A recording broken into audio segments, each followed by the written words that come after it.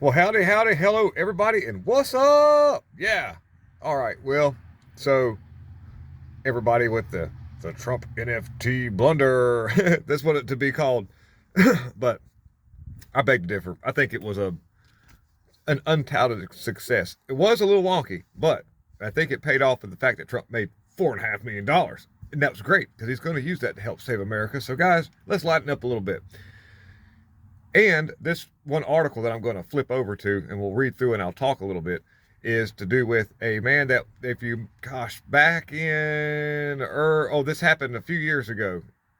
There was a bakery was dealing with a college, and some of the college students were stealing from the bakery. So it was expensive products too, and they called the police. Those people got arrested, and then all of a sudden now you had all these BLM and Antifa and all these crazy people. Well, mostly driven by the college. The college was adamant about allowing these people to be released because of so-called first-time offenders. And he said, "Well, I can't tell who's done it before or not. I don't know. I have to, I just can't say, oh, he looks like he's never done this before." So this man had to do this. Well, they ended up making this man business seem like it was some sort of white supreme, whatever.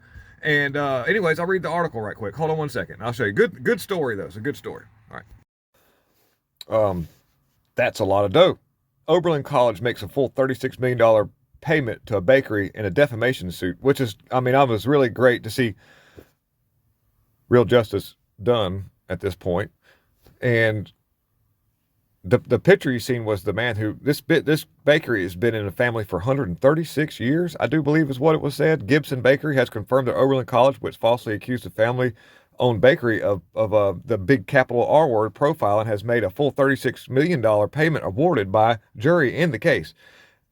The Alan Gibson, the person working at the shop at the time, was repeatedly accused of capital R profiling after being assaulted by the men, though no evidence was ever provided of his alleged capital R word. The student senate even passed a resolution claiming that Gibson had a history of the capital R word profiling and discriminatory treatment. This went of course, all over Twitter, and it was amplified by the algorithm that was set to you by JJ and Yoel Roth and other installed, operatives. Go through the article a little bit here, and the men were clearly in the wrong. The bakery was subject to the BLMs and even pressured by the college administration not to pursue charges. But in 2019, the jury found in Gibson's favor. Well, now all this went through, and according to the court document here, total of $33 million. But it's the way that they did the triple leaning lawsuit. And what a great story! What a great story! And Oberlin College tried to appeal this. Let me see if I can get this in. Hope I'm doing this right.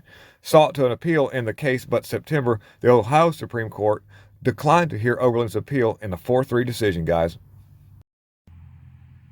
So I call that a big old Patriot win. Now, hopefully, we'll start to see a little bit more tilt in the correct way, especially when it comes to social media.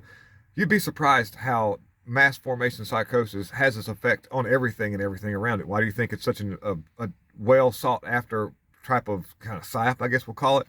Well, now that if we can have an equal algorithm that sort of like gives everybody the same microphone, starting with a place like Twitter, you will actually see that public opinion can be driven in the right direction so far as to own the operatives, which is the human itself, not some kind of algorithm throttling and pushing things in a certain direction, which drives people and communities in weird directions. It goes most of the time in terrible, terrible places.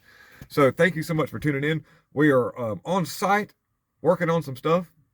So we're going to get back at it. Lots of love, guys. Thank you very much. God is in control.